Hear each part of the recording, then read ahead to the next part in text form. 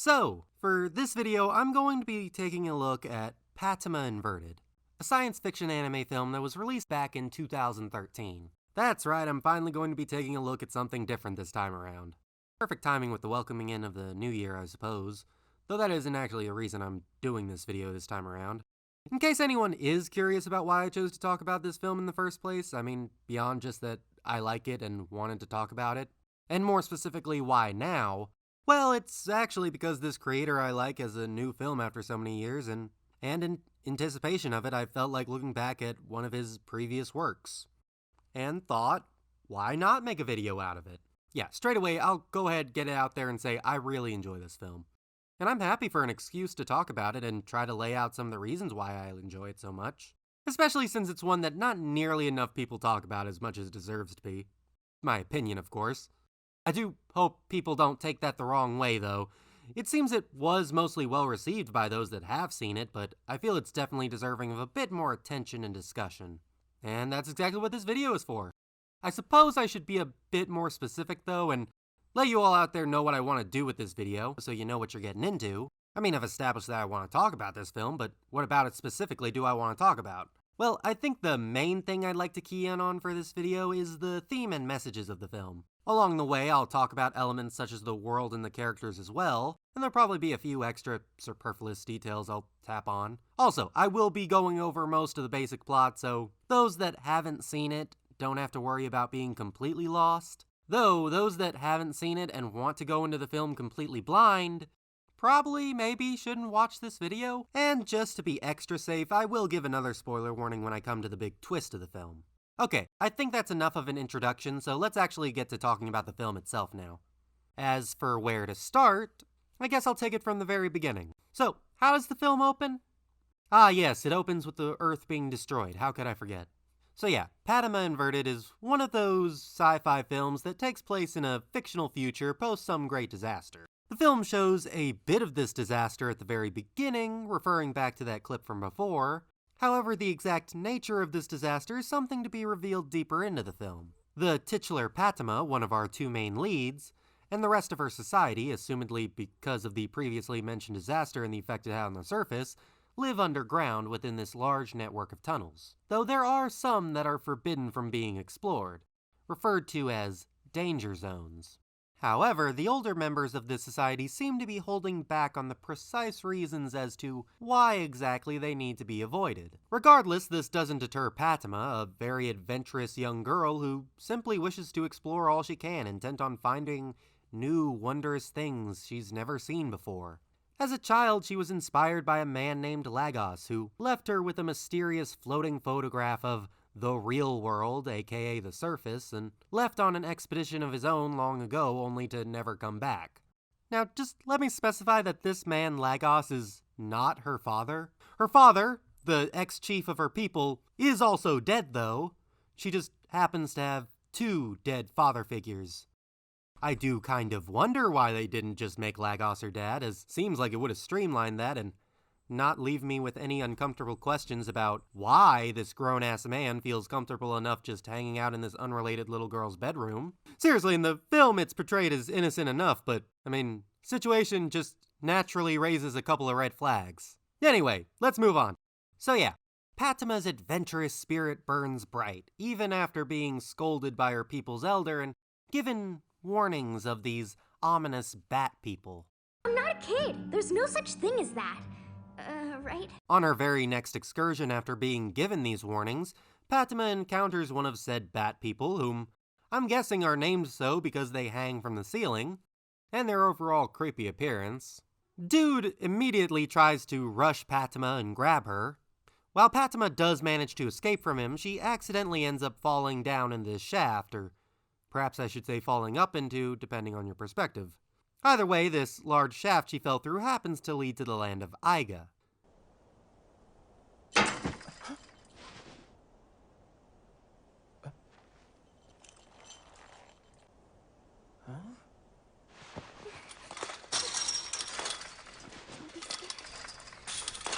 As long as I hold on, I won't fall.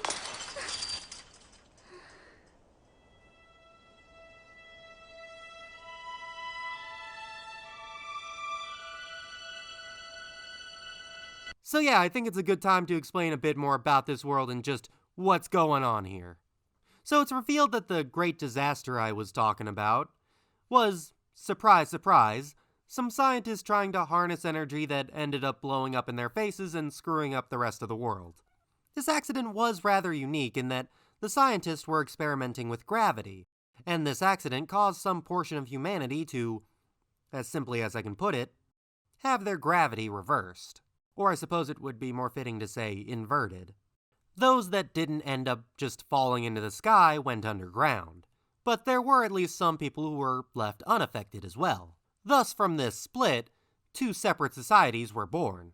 The first consisting of Patema and her people who live underground in those tunnels I mentioned, and the other being the people of Iga, who, in contrast to Patema and her people's cramped livings, dwell in this futuristic-looking city, situated in this one green spot surrounded by nothing but wasteland, which has similarly been forbidden from being explored by those in charge of Iga.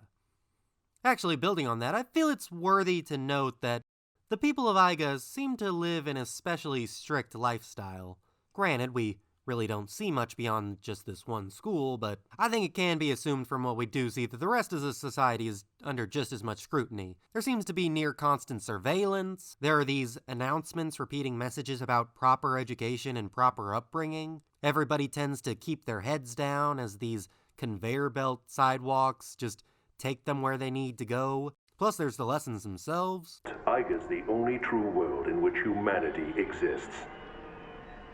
There is no world but Iga. We must keep our eyes firmly on our feet, follow the laws, and maintain order. I do think it makes sense why they would become like this. Humanity almost got completely wiped out by this big accident after all. That would probably freak a lot of people out and drive them to be a bit more precautious and controlling. Personally, I do find the world this film is set in to be pretty interesting, with seeing the different ways these two societies evolved based on their own rather unique positions. However, obviously the element that sticks out the most about this setting is the whole normal versus inverse gravity thing. And indeed, I do find it very fascinating to watch how the characters work within and even take advantage of the unique physics of this setting. Like, when one person holds on to another person whose gravity is inverted, their gravities can cancel each other out, basically.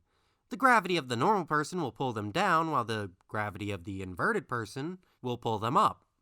You can sort of think of it like holding on to a big balloon or something like that.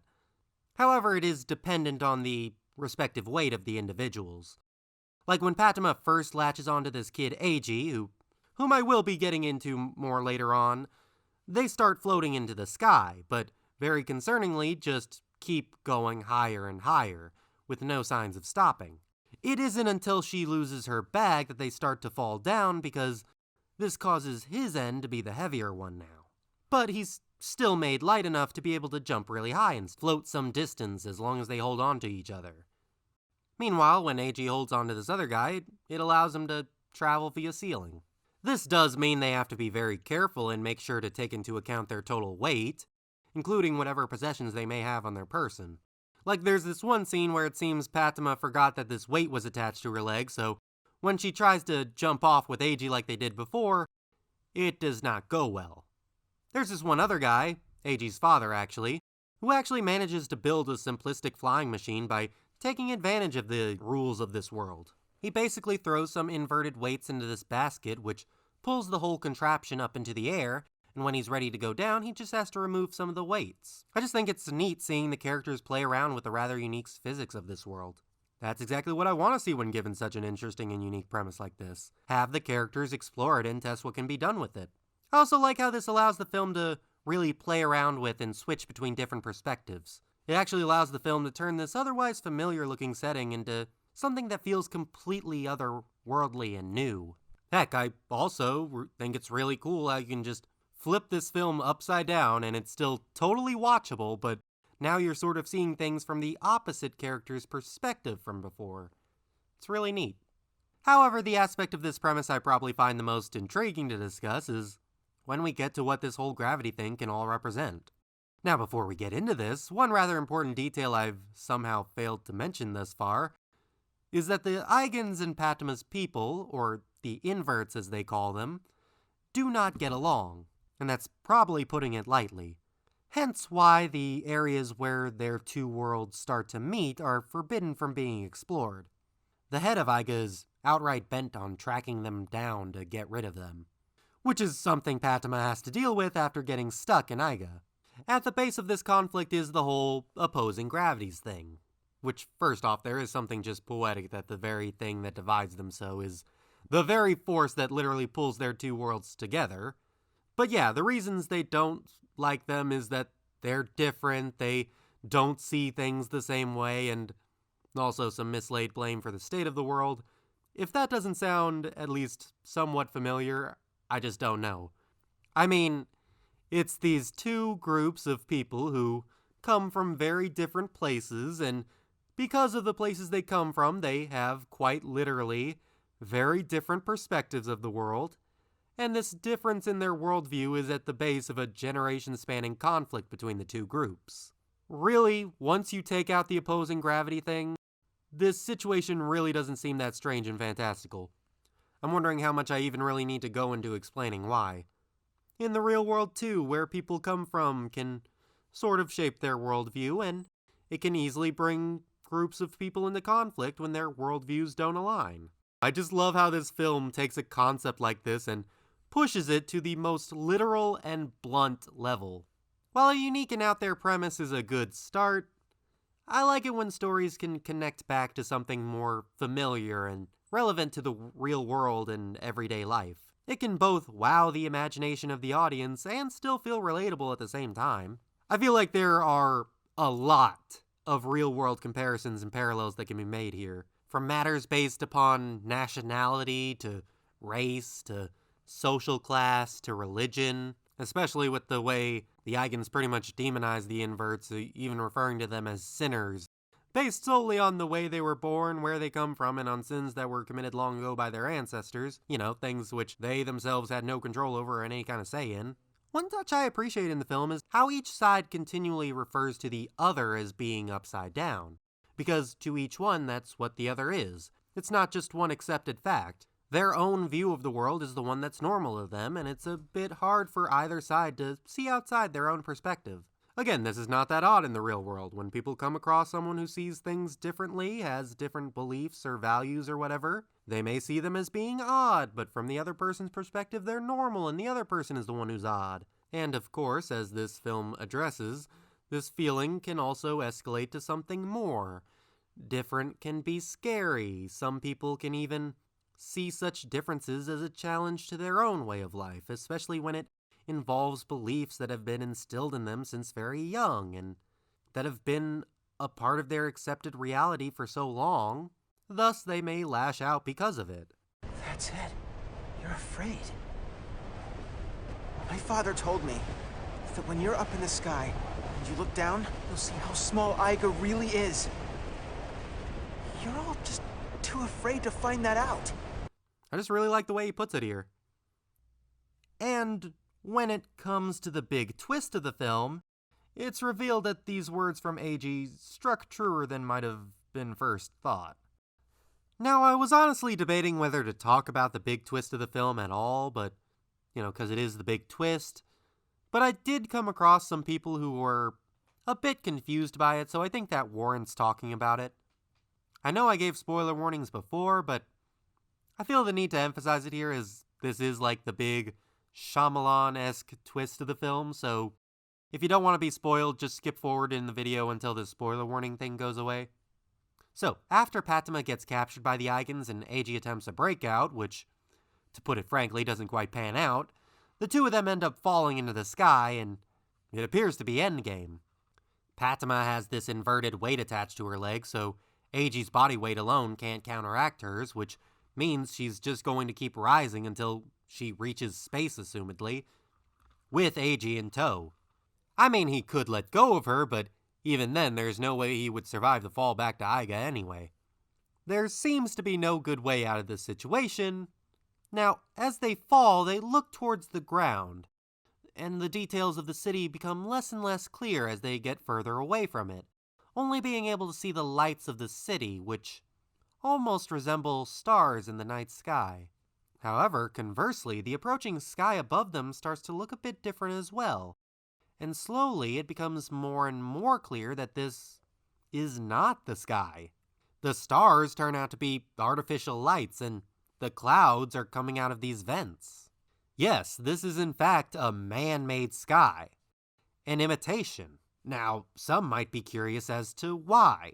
Well, before the truth is revealed, the two come across Eiji's father's flying machine, which had lifted off into the air a couple of years prior with no one piloting it and no one to remove the inverted weight, so it just kind of kept going up until, well, it ran out of up. This is quite the lucky break for these two who were otherwise stranded, and they lower it all the way back down to Iga, and then it continues to lower through the hole Patema fell through in the first place to the very bottom, and even crashes through said bottom to reveal. So yeah, it's revealed that the Igans were the inverted ones the entire time.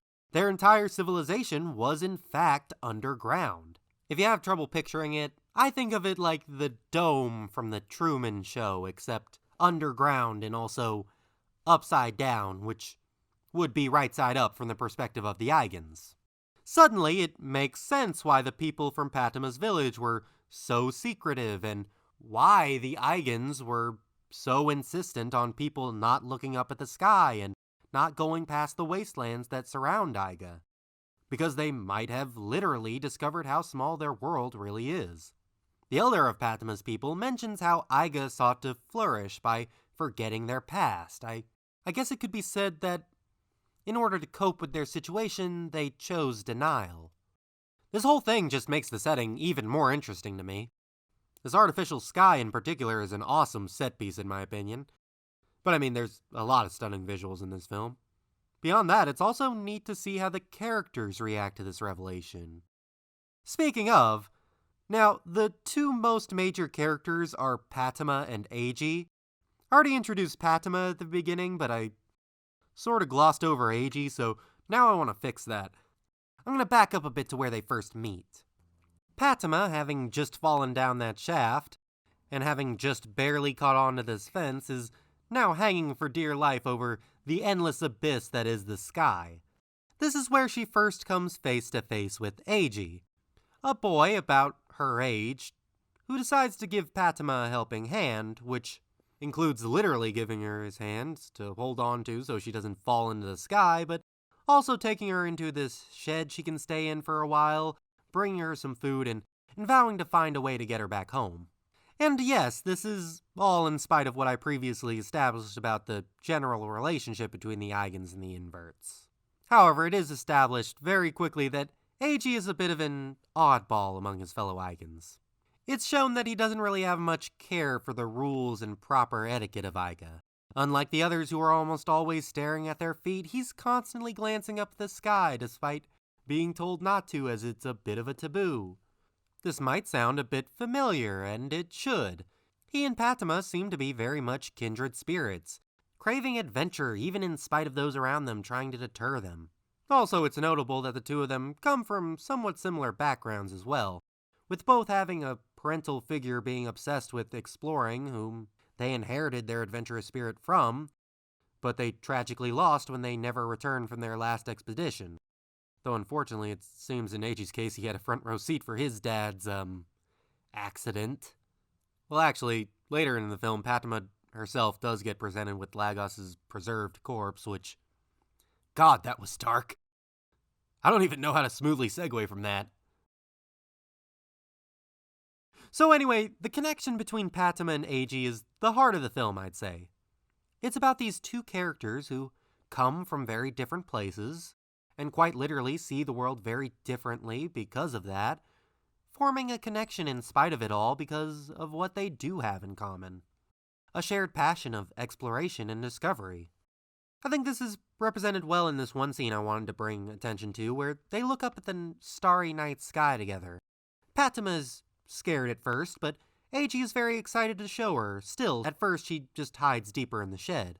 Her hesitance is understandable, with her just earlier having almost fallen into this seemingly endless void that is the sky, but then she gets a little glimpse of the starry sky in a reflection and just gets drawn in. Her sense of wonder takes over and completely overshadows that fear she had.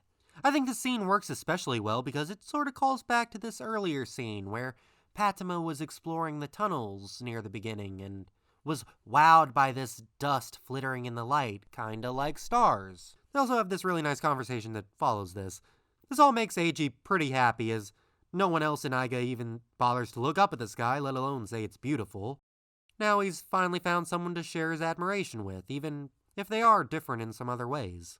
They really do have this sweet connection. Their interactions are also just kind of adorable.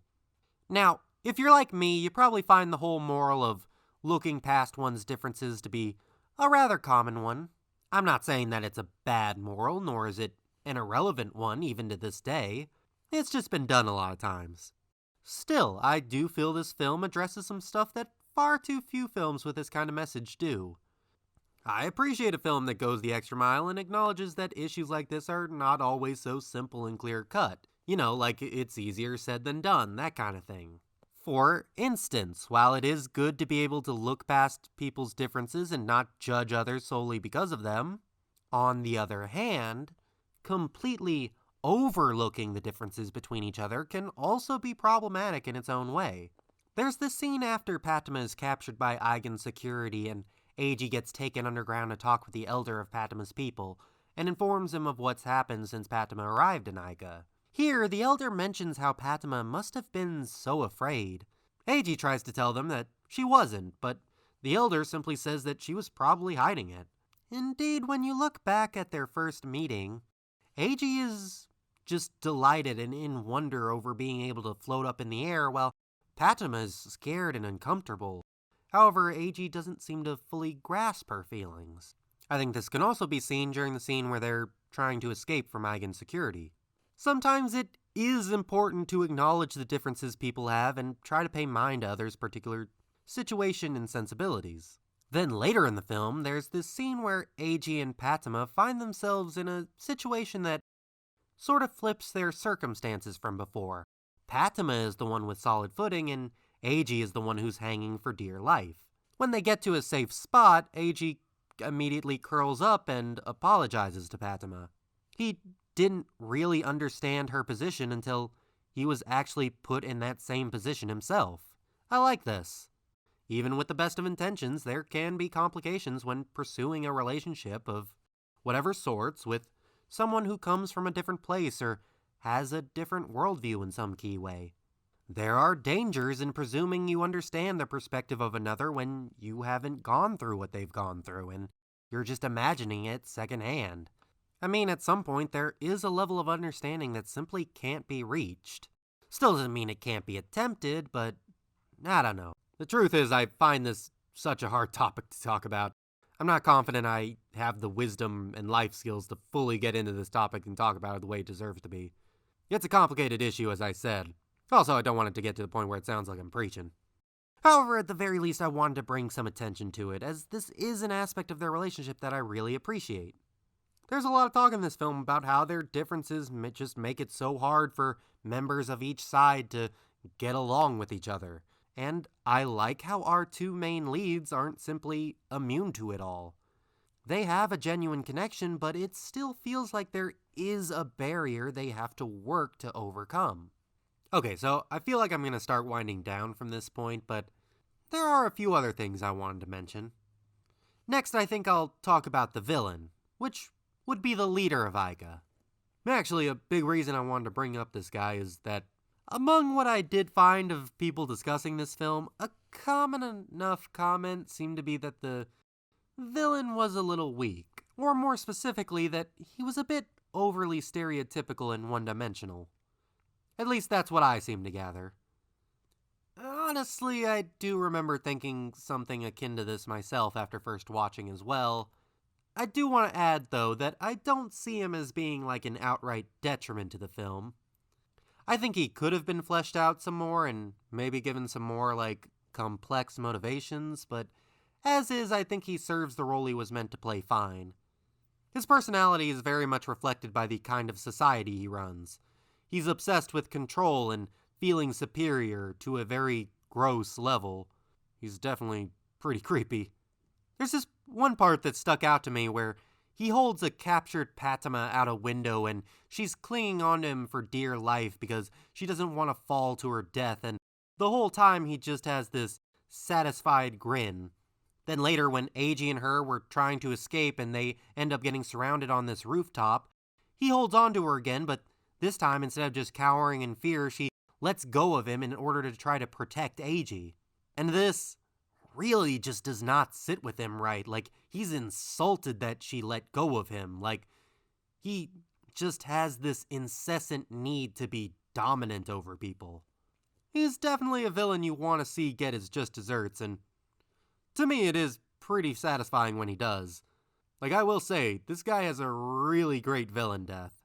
It's both horrifying and satisfyingly ironic in that in this moment he is forced to realize just how wrong his view of the world really was. Though I might be somewhat partial to it because I myself have a fear of falling, so it really hits me especially hard because of that, and really that might be a reason for why this movie hits me so hard overall. Anyway, so yeah, while I think he could have been made stronger, he did not drag down the film for me. I did really like his right-hand man, though. He actually has his own little arc of sorts where he starts to feel guilty about all the terrible shit he's been made to do over the years. And I really liked how the thing that pushed him over the edge is when the leader starts disregarding the safety of his other henchmen. So let's see now, I've mostly gone through everything I wanted to say for this video. I guess I do have this one additional note I'd like to tap on to the end here, though. Actually, one reason I push this to the back of the video is because it isn't really about Patema Inverted itself, but more the relationship it has with this other film. I wanted to touch on how Patema Inverted is often compared to this one other film, Upside Down, which has a similar premise involving two different groups of people with inversed gravity. Plus there's a single tower that connects both their worlds, and there's a relationship that blooms between two people, one from each opposing society. I've even seen some people accuse it of being an outright ripoff, because this film came out in 2013, and Upside Down first came out 2012. Here's a few things. Patema Inverted, the film version, was released theatrically in 2013, but it was originally released as a 4-episode original net animation, or ONA series, which was released in 2012. From February to August to be more specific, with Upside Down being released August 2012. Still, I suppose it is possible maybe one heard about the other while they were in production or pre-production. My theory is more that it was a wild coincidence, but again, that's just my guess. Also, it's not as if they're completely the same. They do have some similarities, but they have their fair share of differences as well. Like, whereas in Patema Inverted, the gravity thing is caused by a science experiment gone wrong, Upside Down has two planets coming together so close that the people from each planet can interact with each other, but they're still inherently drawn to their home world. It's really, I just thought this was kind of a neat bit of trivia and wanted to throw it in. Okay, that was the last little bit, I promise. Think I'm good. I'm gonna wrap it up. So let's see, what are some good last words? So, I'm really hoping with this video I was able to turn a few more people onto this film who might have otherwise never come across it, or might have just passed it over. Or maybe I was able to provide someone else out there with what I was originally looking for. Just to hear someone else talk about this film that I really enjoyed. I think this is a really fun film, with a cool, pretty unique premise, a very interesting world, neat visuals, likable characters, and some decent messages sewn in for good measure. So yeah, I think the only thing I have left to say is thank you to all there for listening. There is no world but Iga. We must keep our eyes firmly on our feet, follow the laws, and maintain order as we continue to preserve our precious life.